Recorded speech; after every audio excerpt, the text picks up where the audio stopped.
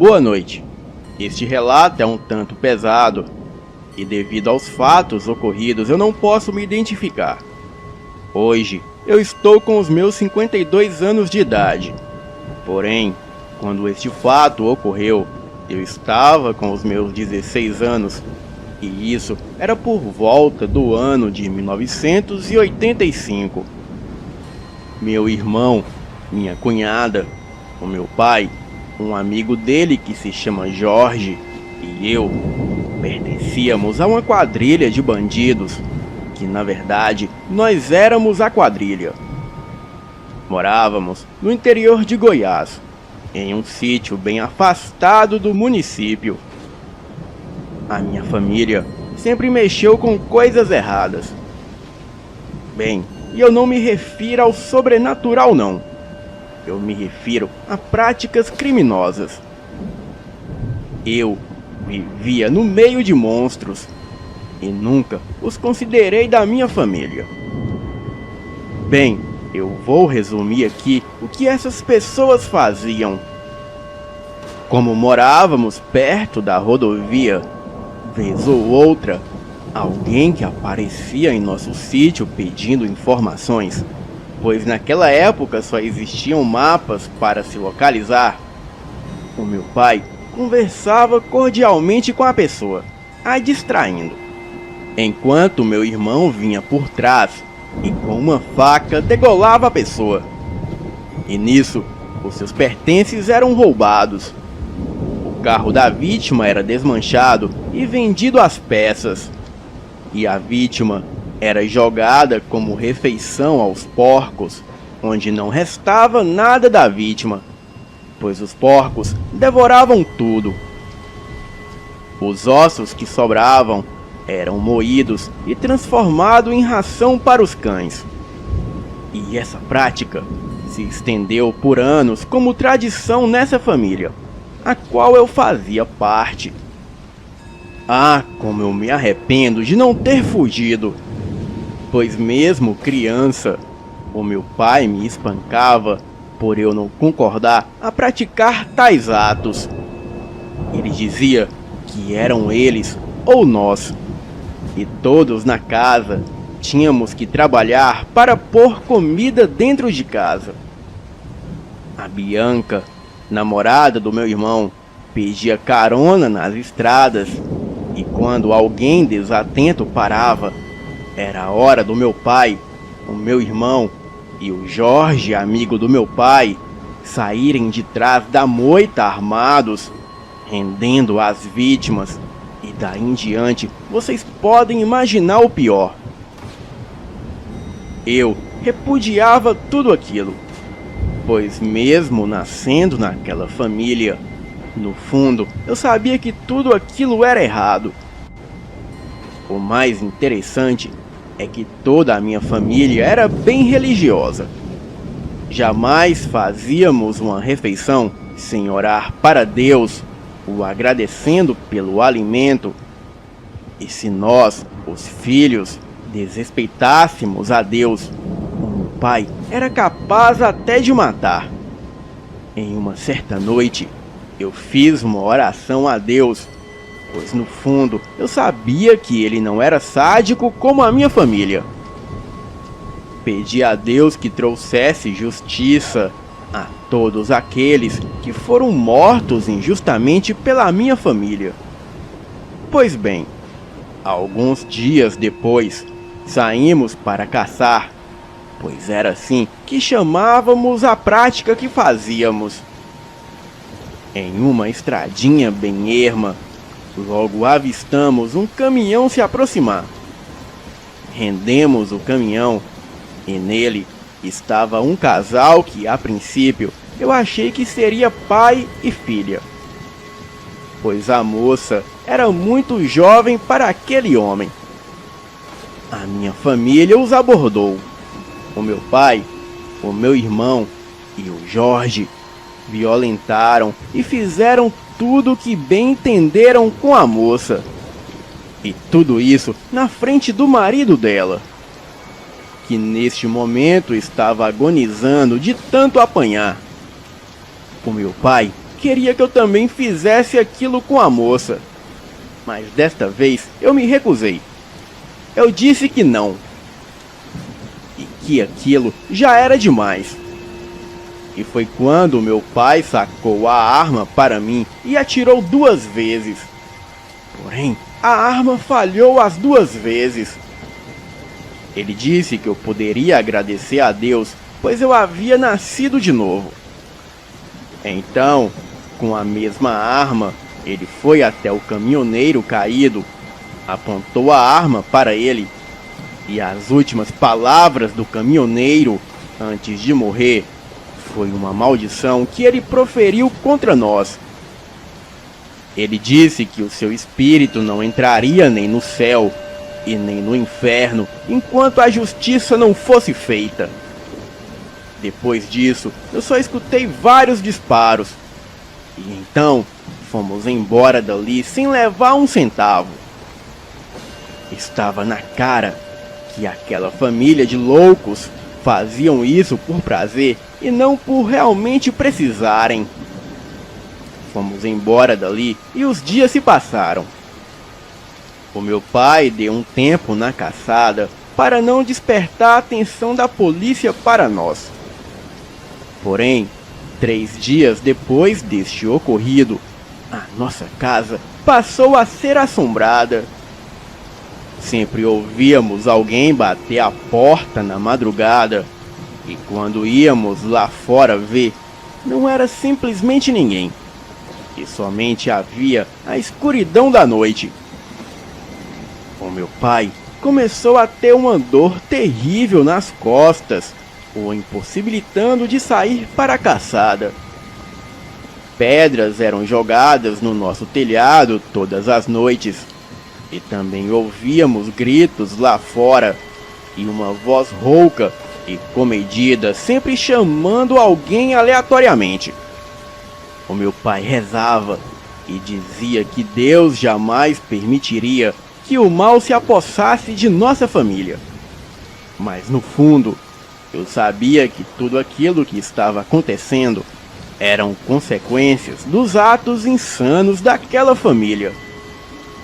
Certo dia, o Jorge foi cortar uma árvore com a motosserra, e nisso a serra se prendeu na árvore e desligou. Ele puxava a serra da árvore, mas a mesma estava dura de sair.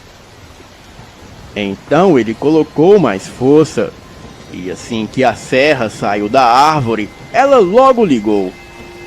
O Jorge não conseguiu conter a força da serra e ela veio em suas 2 pernas, fazendo um corte profundo em cada perna, e ele foi socorrido a tempo. Mas devido a uma necrose, ele teve que amputar ambas as pernas e passou a viver em uma cadeira de rodas. Nós criávamos porcos enormes, cerca de uns 30. Certa vez, o meu irmão havia batido muito na Bianca, a sua namorada, e devido a isso, ele bebeu muito. Então, o meu pai ordenou que ele alimentasse os porcos, mas o infeliz estava tão bêbado que caiu no chiqueiro antes de jogar a comida para os porcos. Então, aconteceu o seguinte: aqueles porcos famintos, acostumados a comerem carne humana, devoraram o meu irmão ali mesmo. Escutamos os gritos desesperados dele, mas quando chegamos lá, já era tarde demais. E o meu pai simplesmente disse para deixar os porcos terminarem de se alimentar. Assim, o prejuízo seria menor. O Jorge passou a ter pesadelos todas as noites e relatar que estava sendo assombrado pelo espírito do caminhoneiro todas as noites. Até que certo dia, encontramos a sua cadeira de rodas na beira de um lago, e lá, boiando no lago, estava o Jorge. O seu corpo estava horrível, pois havia sido comido parcialmente pelos peixes. O meu pai, com muito medo da namorada do meu irmão abrir a boca, e falar alguma besteira para a polícia, ele atirou nas pernas dela com uma 12 e a jogou viva para os porcos famintos. E ela teve o mesmo fim do meu irmão. Bem, por último, o meu pai passou a ser assombrado. E dizia ele que era o espírito do caminhoneiro que o assombrava todas as noites, dizendo coisas horríveis nos seus ouvidos, como: "Isso ainda é pouco. Você vai sofrer muito mais ainda. E depois que sofrer nessa vida, vai sofrer muito mais no inferno." O meu pai gritava de dores nas costas todos os dias, até que certa vez eu o vi indo até o banheiro com muita dificuldade, e assim que ele cruzou o corredor e entrou no banheiro e ficou de costas para mim, eu pude ver o espírito daquele caminhoneiro pendurado nas costas do meu pai.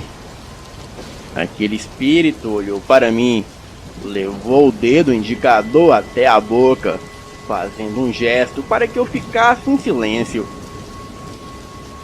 Eu tremi dos pés à cabeça. E então, naquele mesmo dia, peguei um pouco das roupas que tinha e fugi. O meu pai me gritou para que eu voltasse para casa. E ainda tentou correr atrás de mim. Mas debilitado como ele estava, não conseguiu nem andar direito. Fui viver como um andarilho perdido por aquelas matas. E a fome apertou de um jeito que a única solução foi voltar para o sítio. E isso depois de uma semana. Quando entrei na casa, me deparei com meu pai morto na cama. E ele estava com uma expressão horrível. E o seu corpo estava coberto de larvas e baratas que entravam e saíam da sua boca. O nosso chiqueiro estava vazio, e ali não havia nenhum porco. Provavelmente eles haviam fugido porque não havia ninguém para os alimentarem. E como eles eram grandes e fortes, provavelmente com muita facilidade, haviam derrubado a cerca. Bem, eu me alimentei com os biscoitos e queijo que havia na cozinha. Peguei todo o dinheiro que havia na casa, que era um pouco mais de 500 mil cruzeiros, que na verdade não valiam muita coisa. E então eu vim embora para Minas Gerais. Aqui me mudei para Esmeraldas e comecei uma nova vida do zero. Até hoje eu não sei por que aquele espírito não fez nada de ruim comigo. Talvez ele deve ter visto que as minhas intenções não era fazer nenhum mal para ele. Mas tudo que eu fazia era por ser obrigado por aquela família de loucos. Eu sei que poderia ter feito algo nobre, pois apesar de tudo, eu poderia ter denunciado aquela família para a polícia, mas eu não fiz. E hoje estou pagando por ser cúmplice e ser assombrado todos os dias com aquelas lembranças horríveis da minha adolescência. Boa noite.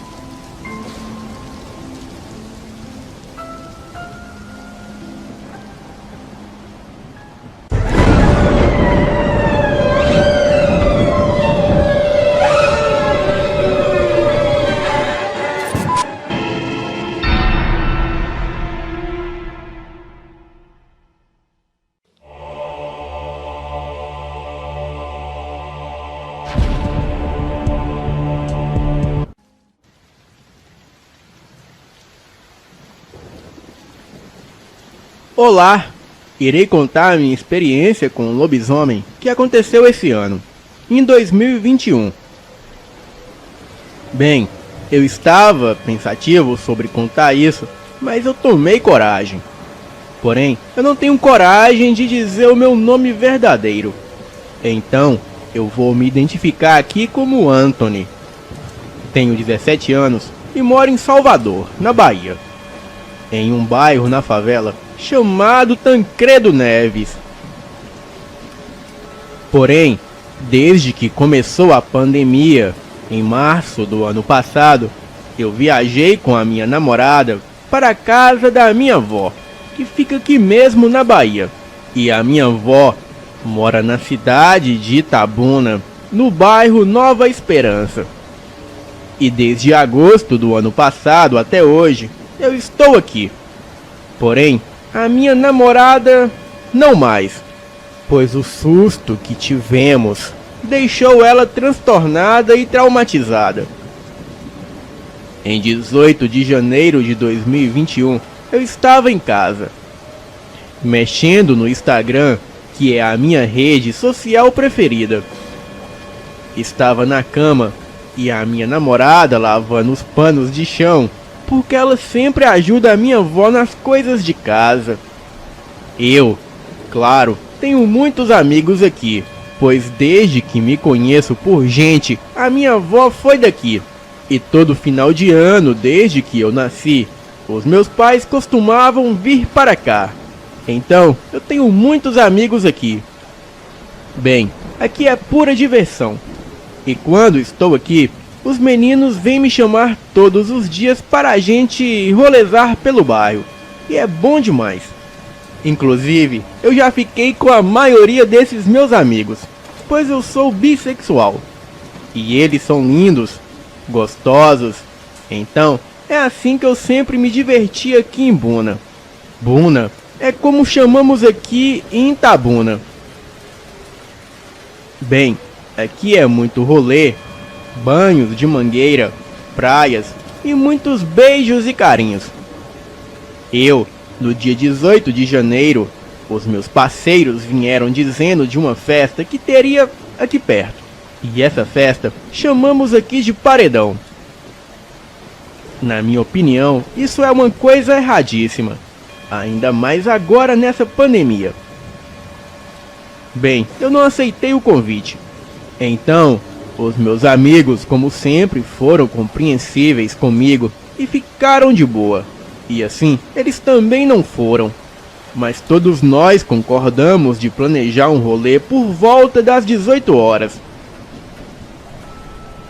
Bem, nos empolgamos tanto com aquele rolê que acabamos ficando na rua até tarde. Mesmo depois que comecei a namorar a Camila, que é o nome da minha namorada, eu ainda ficava com os meus amigos. Pois mesmo eu resistindo e evitando eles insistiam muito, e eu acabava não resistindo. Bem, era um total de 8 amigos, e desses 8 eu fiquei com 4. E de todos os amigos que eu fiquei, eu tenho mais afeto pelo Leandro. E naquela noite nós ficamos muito, até que em um momento nos damos conta que já estava tarde, e assim fomos embora. Porém, tínhamos combinado de ir para a casa da minha avó para curtir mais um pouco a noite, e assim depois cada um ir para a sua casa. Quando chegamos, eu senti falta da minha namorada Camila e perguntei à minha avó onde ela estava. A minha avó disse que ela saiu dizendo que ia rolezar com umas amigas, pois a Camila já fez muitos amigos e amigas por aqui. Bem, eu namoro com ela desde 2018 e esses 2 anos e meio foi tempo suficiente para ela fazer amigos. Naquele dia, eu e os meus amigos cancelamos a noite para procurar a Camila. Procuramos ela em todos os rolês e não a encontramos. Bem, vocês não têm noção do quanto deserto estava a rua, pois o paredão era no bairro vizinho.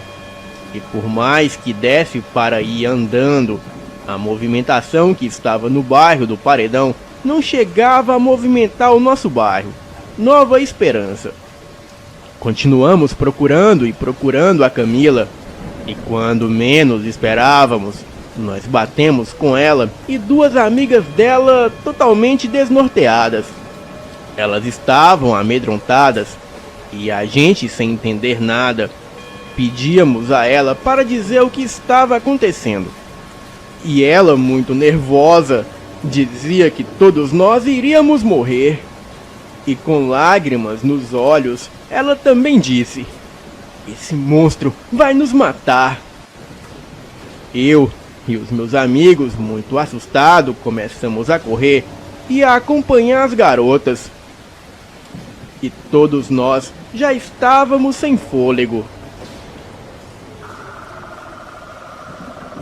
E foi aí quando comecei a ouvir barulhos do tipo, como se fossem cachorros rosnando. Aquilo fazia uma voz grossa, como se fosse um cachorro muito grande.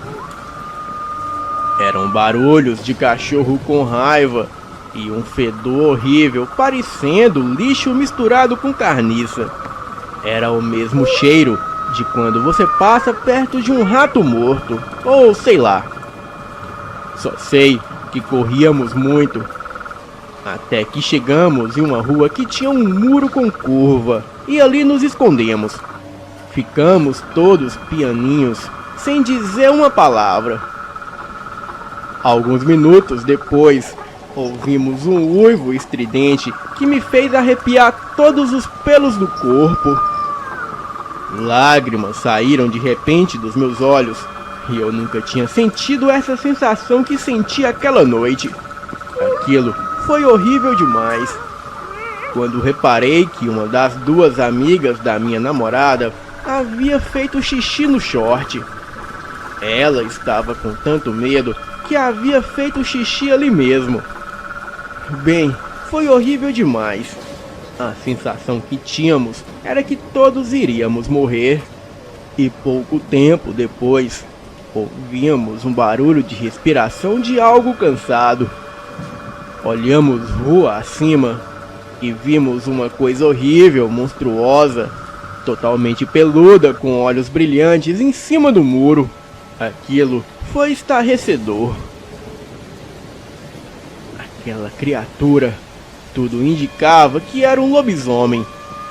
E ele nos olhava com um olhar sarcástico, um olhar mau. E como se dissesse: "Eu vou matar todos vocês." Começamos a correr muito. E então, corremos tanto e tanto, até que aquilo nos ultrapassou e parou em nossa frente. Soltou um urro que o ser humano mais corajoso do mundo, com certeza, tremeria as pernas ao ver e ouvir aquilo. Demos meia volta e começamos a correr bastante. E quando estávamos há minutos correndo, nos demos conta de que uma das amigas da Camila havia sumido. E então percebemos que o lobisomem não estava mais ali. Daí ficamos desesperados.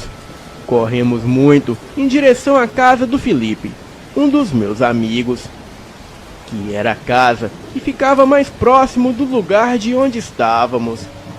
E quando já estávamos quase chegando na casa do Felipe, o lobisomem voltou e nos interrompeu. Era como se ele estivesse brincando com a gente, porque pela força e rapidez e esperteza que aquilo tinha, ele já não tinha devorado todos nós em minutos, porque não quis. Pois se fosse a intenção dele, ele já teria cometido esse ato. E eu não estaria aqui contando essa história para vocês. Até que em um certo momento, aquela criatura sumiu e conseguimos ir para a casa do Felipe. Entramos todos desesperados, porém, a amiga da Camila não estava conosco. Ficamos ali pianinhos, com a mãe do Felipe e o irmãozinho dele de 3 anos de idade, que estava dormindo no quarto. e ficamos lá dentro, apenas ouvindo um som de pegadas lá fora. Mas pegadas tipo suaves e bem fraquinhas. E todos nós tínhamos certeza de que era o coisa ruim lá fora, rodeando a casa. O filho da mãe, a todo momento que passava de fininho, passava as suas garras pelas janelas e portas da casa.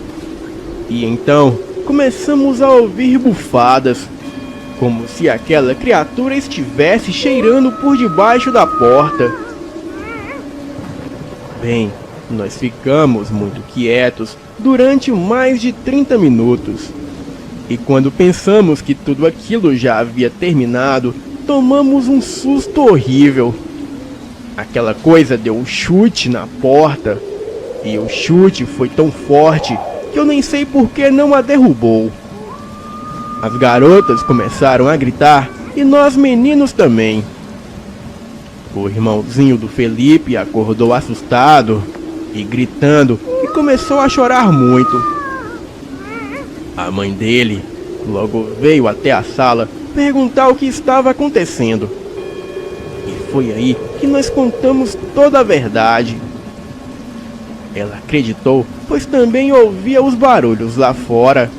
E toda vez que ela perguntava quem estava ali, aquela coisa respondia com um grunhido alto e bem perto da porta. Era um som de grunhido misturado com uivos bem baixinhos. Era quase o mesmo barulho de cachorro se coçando com sarna. Porém, era tudo em dobro e bem pior. Aqueles barulhos eram capazes de traumatizar qualquer ser humano para sempre. E nessas horas eu já estava preocupado com a minha avó.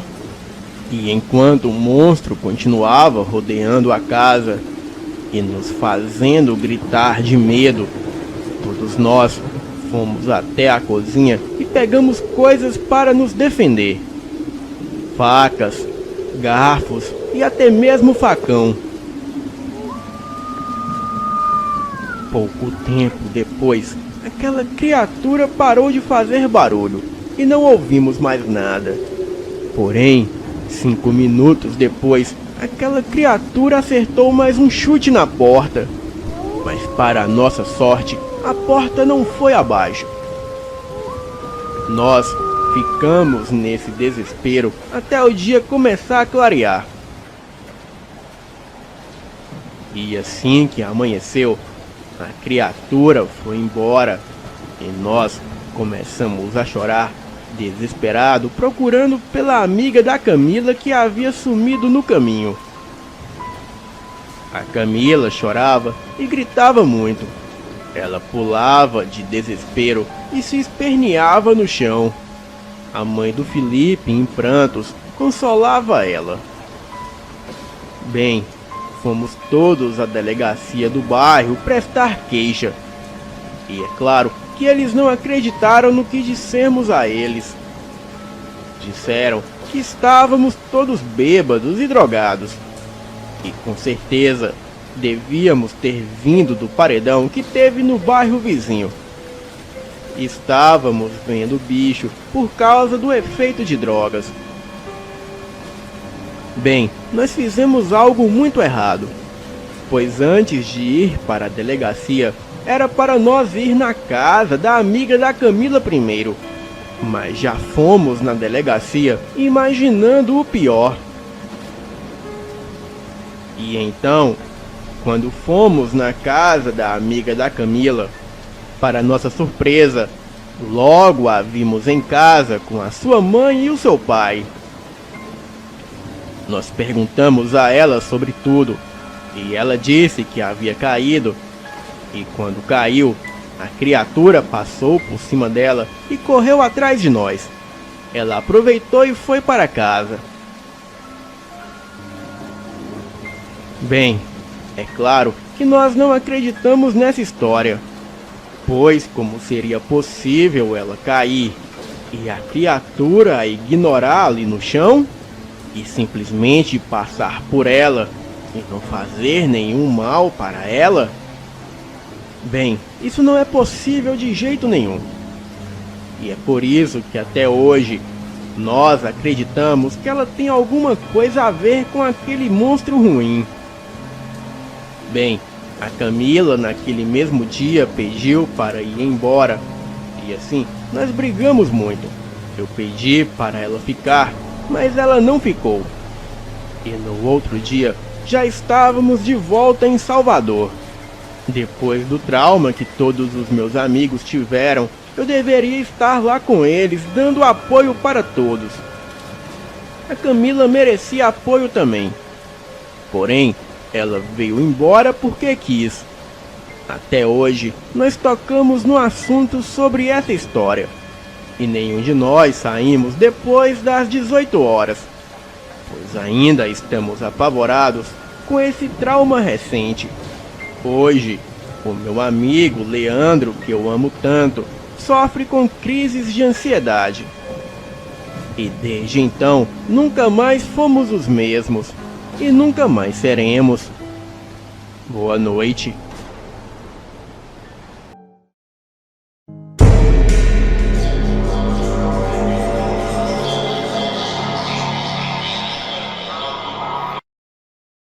Este fato aconteceu no apartamento que moramos. Meus pais e eu queríamos mudar há pelo menos 3 anos de uma casa velha para um apartamento em um bairro bem melhor. Quando encontramos o apartamento, a sua dona precisava rapidamente do dinheiro e vendeu seu apartamento bem acabado por um ótimo valor para quem comprar. Entramos para ver o apartamento e tinha muito carpete e papel de parede. Pagamos para uma empresa lixar e passar o sinteco, ficando a casa fechada por uma semana para evitar bolhas. Na semana seguinte, quando abrimos o apartamento, o chão estava repleto de baratas mortas pelo apartamento inteiro. Fizemos a limpeza, jogamos sal grosso nos cantos das portas e paredes e todos se foram, menos eu, pois fiquei para retirar o cheiro que ainda tinha no lugar. Então, eu abri todas as janelas do apartamento. Porém, quando foi meia-noite, todo o apartamento congelou. O lugar estava incrivelmente frio e sem vento. Mais tarde, eu comecei a ouvir barulhos na parede, mas não em uma ou em 2 paredes, porém em todas as paredes da sala, de 100 metros quadrados. Era uma sala bem grande. Foi quando comecei a ver algumas baratas saindo do canto das paredes. Desesperado, pensei em dormir no quarto. E quando passo da entrada do corredor para os quartos, um cheiro de podre e um vulto negro pairou sobre os meus olhos. Eu atravessei aquele vulto negro. Com muito medo, entrei em um dos quartos. Fechei a porta e coloquei um travesseiro que levava comigo embaixo da porta, para nenhuma barata passar por ali à noite. Eu passei a noite no frio, até pegar no sono. De manhã, com o raio do sol batendo no rosto, fui até a sala e estava tudo tranquilo. Meus pais chegando, contei a eles tudo o que havia acontecido. Nós retiramos os papéis de parede e começaram a surgir centenas de baratas. Também havia um cheiro podre perto da batente do corredor. Talvez vários cupins mortos devem ter gerado o cheiro, pensei comigo. Mas o vulto que vi, aquela sombra, para aquilo não havia explicação. Alguns dias depois, descobrimos que a antiga dona do apartamento se matou naquele lugar. Depois de uns dias, descobrimos que a antiga dona daquele lugar tirou a própria vida naquele apartamento. De lá para cá, alguns copos e potes de vidros foram sozinhos ao chão ou explodiram. E quando passo pela porta, costumo abaixar a vista para não ver nada estranho. Aquele vulto que aparecia constantemente no corredor parou de aparecer depois de um tempo.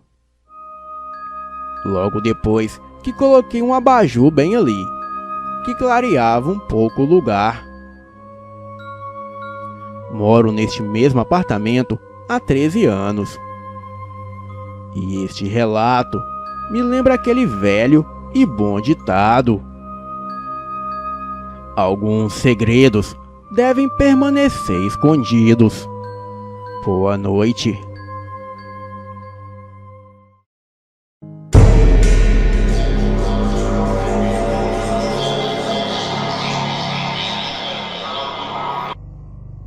Me chamo Douglas, tenho 17 anos e não tenho religião. Tenho muita curiosidade sobre o desconhecido.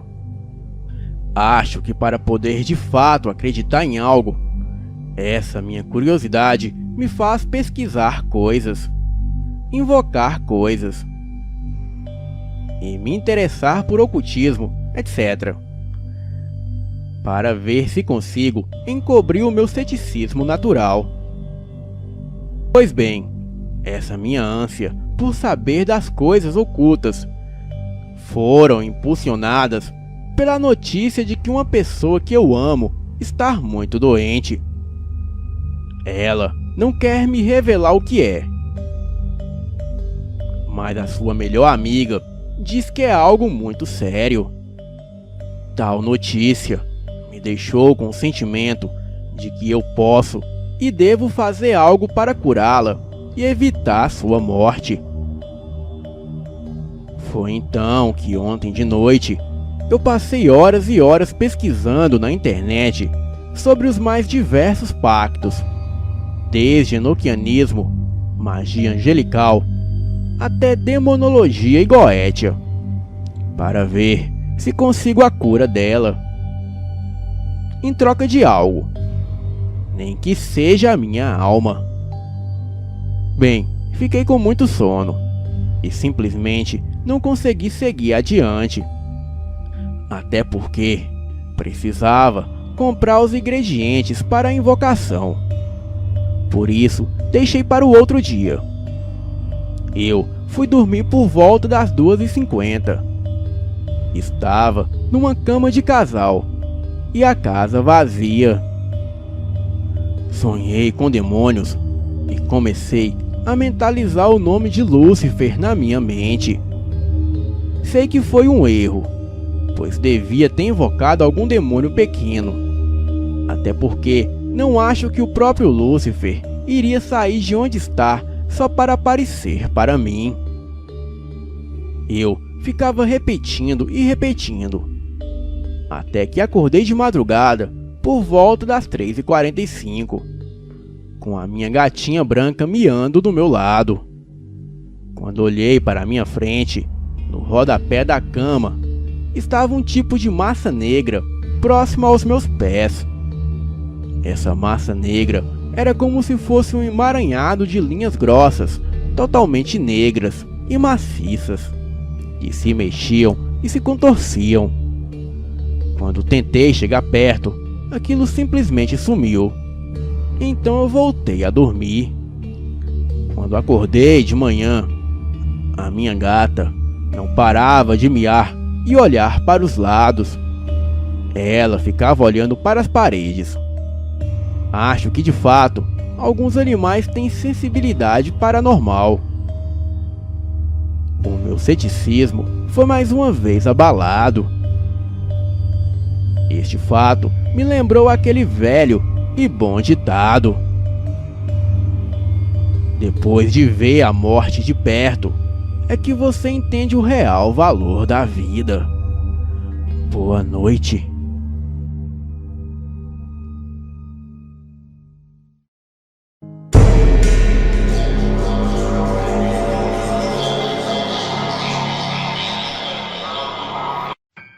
Então, acabei improvisando uma espécie de grelha com uma lata que eu carregava na moto. E acabou que deu certo. E aí, começamos a comer e continuamos conversando. Nisso, uma cachorra branca se aproximou e parecia estar faminta. Demos alguns pedaços de calabresa e um pouco de água para ela. E assim, ela acabou ficando perto de nós. Para quem não conhece o local, é uma clareira com a cachoeira e algumas rochas, cercado por árvores altas e mata fechada. E como eu já havia dito, a minha namorada fuma. E então já estava à noite.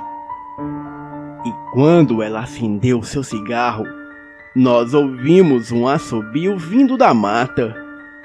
A princípio, ela se assustou. Mas como já somos bem vividos em relação a isso, não respondemos o chamado perguntando se tinha alguém por lá, ou coisa do tipo, pois isso não se deve fazer. Continuamos conversando e comendo o restante das coisas que tínhamos levado. Mas quando ela acendeu outro cigarro, ouvimos o mesmo assovio. E nessa hora pensamos em tudo: vento, sapos, pássaros, ou até mesmo alguém querendo nos assustar ou pregar uma peça. E foi quando lembrei de ter visto próximo de lá, encostado em uma árvore, um pouco de fumo e um pouco do que parecia ser cachaça. E logo pensei se é algum trabalho de umbanda ou coisa do tipo. E foi quando eu comecei a ouvir um barulho de cascos pesados, como os de um porco, e escutar alguns barulhos de javali do mato. E então eu falei para minha namorada: deve ser a caipora. Ela deve estar querendo fumo. Me dê alguns cigarros seus para eu deixar em alguma árvore na mata. Porém, ela disse que não, e falou para irmos embora de lá. Bem, eu não queria ir, pois essas entidades nunca querem nos fazer mal. Basta que a gente respeite as matas e todos os animais que lá vivem.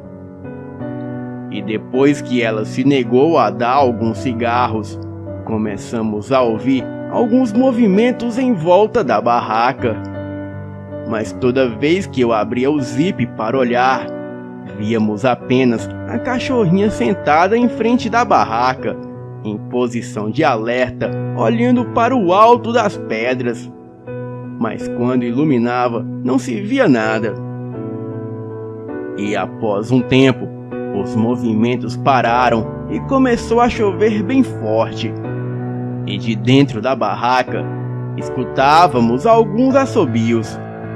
E como entrou muita chuva na barraca e no colchão, eu acabei concordando com a minha namorada em voltarmos para casa, pois estávamos sozinhos e o ato dela ter negado o fumo para a caipora pode ter deixado ela enfurecida. Desmontamos a barraca, guardamos tudo e amarramos na moto. E quando comecei a sair com a moto do lugar, eu ouvi um assobio bem alto, como se viesse de dentro do capacete. Mas continuei indo em frente. E pouco antes de sair da mata, eu olhei no espelho retrovisor e eu consegui ver a caipora montada em seu javali vindo atrás de nós. Pude ver poucos detalhes devido à escuridão do lugar, mas ela tinha um corpo humano, com os pés virados ao contrário, e o seu rosto estava coberto pelos seus cabelos e ela parecia usar algo feito com folhas e cipós.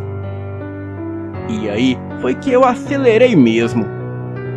O asfalto estava bem escorregadio, mas mesmo assim eu continuei indo cada vez mais rápido, até que chegamos ao fim da descida que dava acesso ao lugar. E quando olhei ao retrovisor novamente, ela estava lá, parada no fim da estrada de chão, olhando para nós. Aí eu só parei quando chegamos em casa, mas por todo o caminho eu pude ouvir aquele assobio dentro da minha cabeça. Quando chegamos em casa, após tomar banho e respirar um pouco, contamos o acontecido para o meu pai. Ele caiu na risada e disse que tudo isso era coisa da nossa cabeça. Tudo o que eu contei aqui foi verdade e tenho a minha namorada para confirmar a história.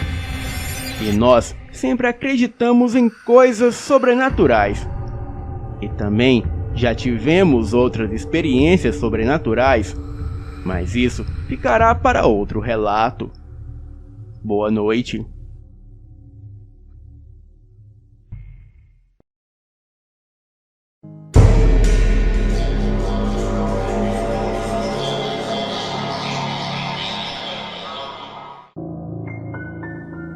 Trabalhei na minha idade de 16 anos na TASA Telecomunicações da Aeronáutica, na Ilha do Governador, no Rio de Janeiro.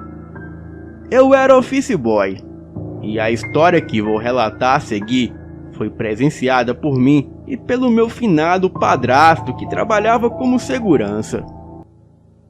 Mas quando me aproximei, o homem que ali estava havia sumido, e ele nem tinha apertado o botão do elevador. Assustado, eu peguei o elevador e fui correndo de volta para a minha sala, onde os meus colegas me viram bem pálido. Porém, eu não contei o ocorrido para ninguém. Na hora do almoço, eu me juntei com meu padrasto e relatei o que eu passei naquele prédio. Então ele me contou que quando estava no turno da noite e fazia a ronda, ele aproveitava para dormir um pouco. E contou que neste local havia uma sala imensa, porém completamente vazia, onde ele pegou uma cadeira e sentou para dormir. E foi neste momento que ele observou um vulto no salão. Ele levantou assustado, olhou por todo o local, mas não achou nada.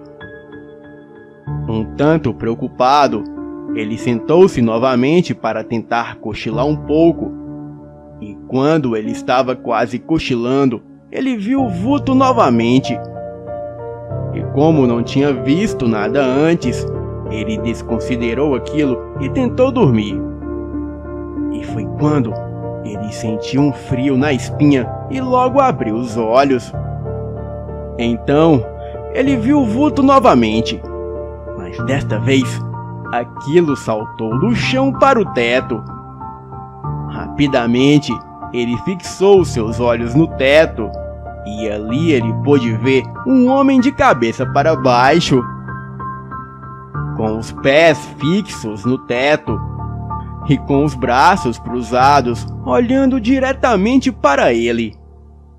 Sendo que logo em seguida, o homem abriu os olhos e o meu padrasto pôde ver que eram duas bolas vermelhas como fogo.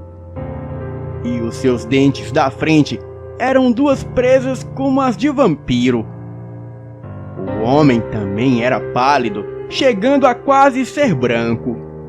E as suas vestes eram tradicionais do século XIX e totalmente negras, sendo que o meu padrasto rapidamente saiu de lá. Ele contou o acontecido para os seus colegas de trabalho e, para sua surpresa, todos os seus companheiros também haviam presenciado tal fato, e eles chamavam os vultos de entidades trevosas ou de vampiros, devido à sua semelhança. Algumas semanas depois, ele me levou ao local da tal aparição para me mostrar o local. Bem, era um lugar assustador, vazio e de atmosfera pesada. A aparição que o meu padrasto viu provavelmente não foi a mesma que eu vi no elevador quando visitei o prédio rosa. Mas parando para pensar nos detalhes daquele homem que eu vi, eu posso arriscar em dizer que o mesmo usava uma vestimenta muito peculiar para a nossa época. Ele usava uma roupa social muito tradicional, como a daqueles condes da antiguidade.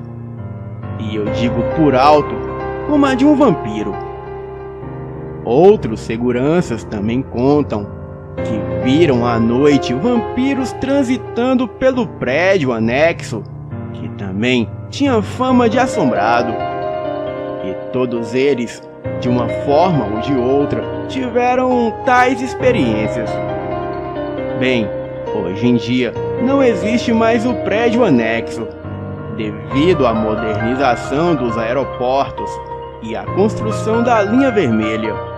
Ele foi implodido, dando lugar a um moderno prédio dos Correios. Mas quem garante que as atividades ali cessaram? Bem, eu acredito que não. Boa noite.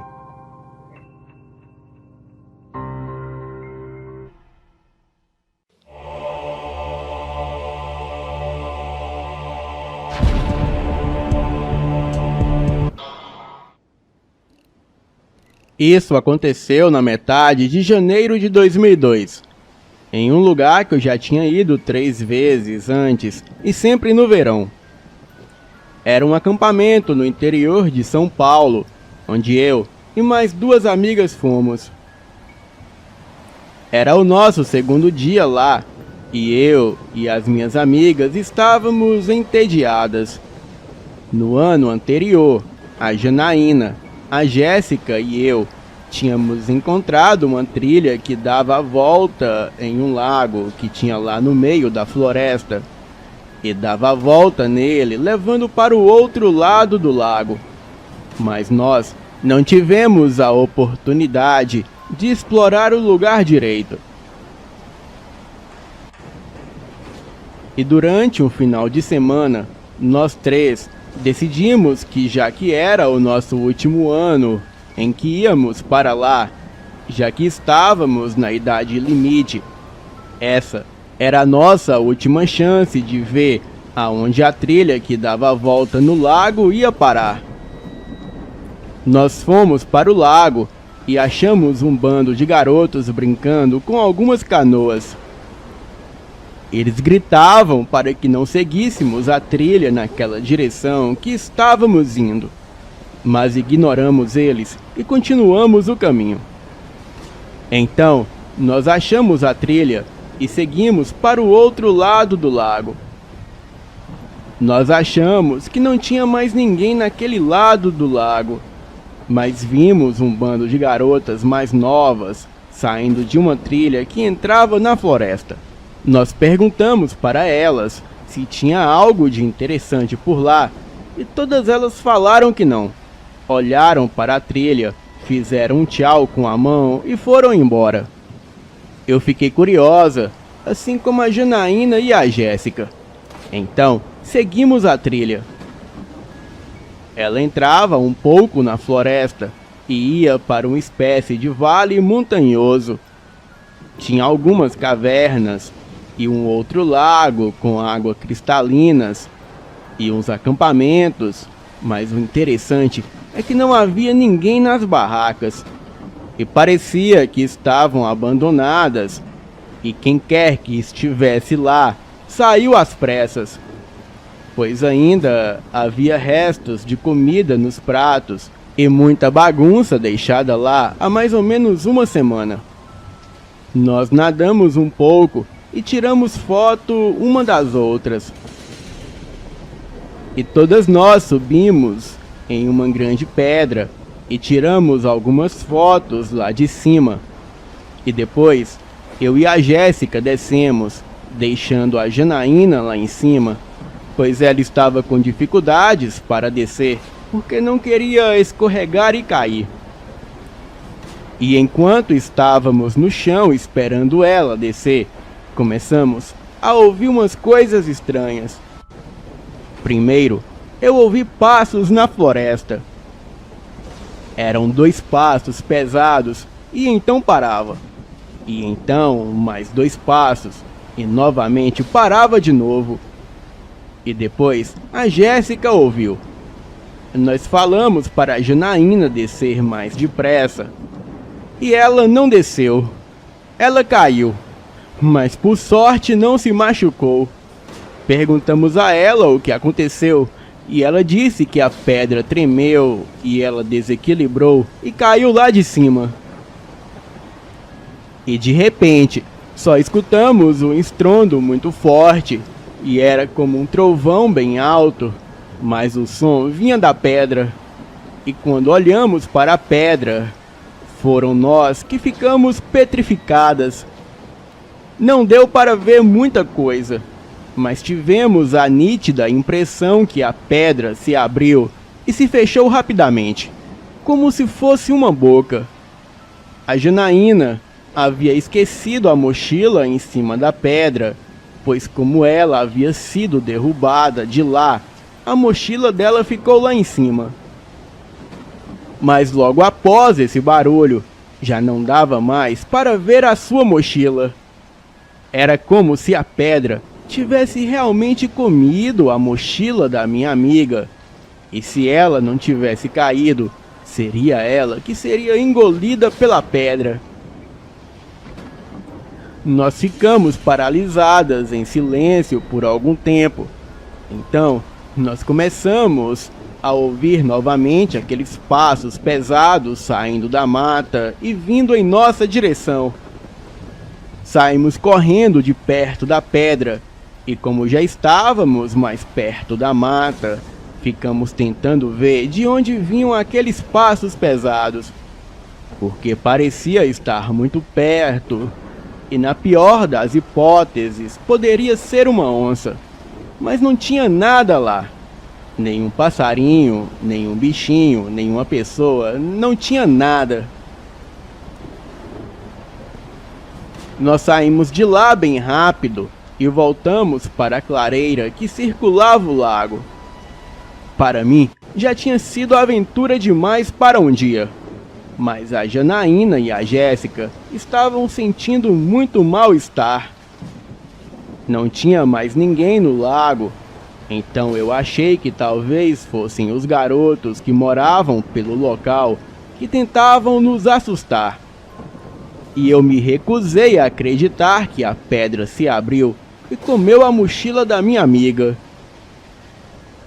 Eu falei para elas que devíamos ir embora dali o mais depressa possível, pois eu já estava começando a me sentir totalmente em pânico.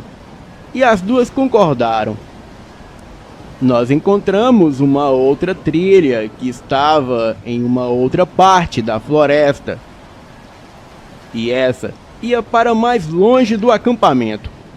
E nós começamos a seguir por ela, pois não queríamos voltar por onde vinham os barulhos de passos na mata. Pois, como eu disse, poderia ser uma onça. Então seguimos pelo outro caminho. E eu realmente não estava com uma boa impressão dessa trilha. E quanto mais entrávamos na floresta, pior era a sensação. Nós seguimos até achar várias oferendas, como velas coloridas, muita bebida, cigarros, muitas flores e também haviam imagens de entidades empilhadas em um lado da trilha.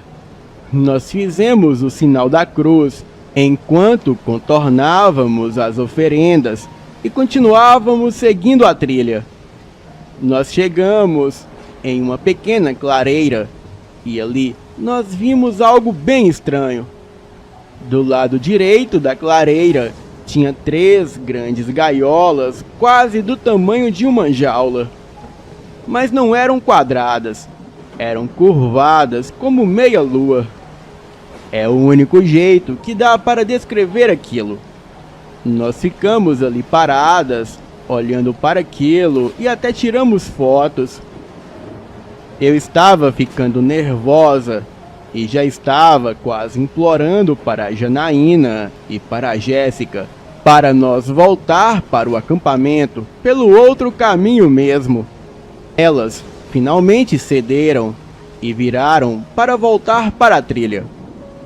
Os barulhos de passos pela mata pararam, mas quando estávamos saindo da clareira, nós passamos por uma árvore que tinha chamado muito a minha atenção mais cedo. Eu tinha sentido um medo incontrolável quando tinha passado por baixo dela. E desta vez, eu senti uma vontade irresistível de olhar para cima enquanto passávamos por baixo dela. E eu me arrependo até hoje de ter olhado, porque eu vi um homem lá em cima. Ele estava lá só por alguns segundos, mas eu posso lembrar quase que completamente dele. Ele era moreno, estava vestido uma bermuda vermelha, estava sem camisa e tinha uma perna só. E também os seus cabelos eram vermelhos e desgrenhados. Ele estava olhando para nós com um sorriso bem ameaçador e sarcástico. Eu agarrei o braço da Janaína bem forte e falei: "Tem alguma coisa ali em cima da árvore?" E ela respondeu: Acho melhor a gente ir embora daqui o mais rápido possível." Aquilo que estava lá em cima da árvore, que hoje eu acredito que deveria ser o Saci, ele começou a jogar pedras em nós. Então nós corremos feito 3 condenadas e chegamos no lago já sem fôlego nenhum. Eu estava pronta para voltar para o acampamento, quando a Jéssica notou que tinha uma bifurcação na trilha que tínhamos acabado de sair. Eu já estava tremendo e realmente não queria ir. Mas elas queriam, pois segundo elas viram aquela coisa pulando com uma perna só e seguindo para onde íamos passar. Então tivemos que mudar o caminho. Eu fui na frente, pois não queria ficar atrás delas, e então seguimos a trilha. Essa trilha era bem longa e nos levou para mais longe ainda do acampamento. Bem, não tínhamos ideia para onde a trilha estava nos levando. Eu ainda estava tendo calafrios e sensações muito ruins. E depois de um tempo de nós nos aprofundar cada vez mais na floresta, começamos a ouvir risadas malignas. A Janaína achou que estávamos ouvindo o pessoal no acampamento, mas isso não parecia estar certo. Nós estávamos bem longe, pois estávamos andando já fazia um bom tempo na direção oposta do acampamento. Nós estávamos bem longe de onde alguém estaria, e era risada de algo bem diabólico. E o que eu posso dizer é que parecia a risada do boneco Chuck, do filme Chuck, o Brinquedo Assassino. E finalmente, eu convenci a Janaína e a Jéssica a voltarmos correndo pela trilha principal que levava para o acampamento. Ou então, nós nos perderíamos ali, ou talvez coisa pior poderia acontecer. Eu fiquei tão aliviada de sair da floresta, e eu falei para elas que o que eu vi na árvore foi o Saci, e foi ele que tacou pedra em nós.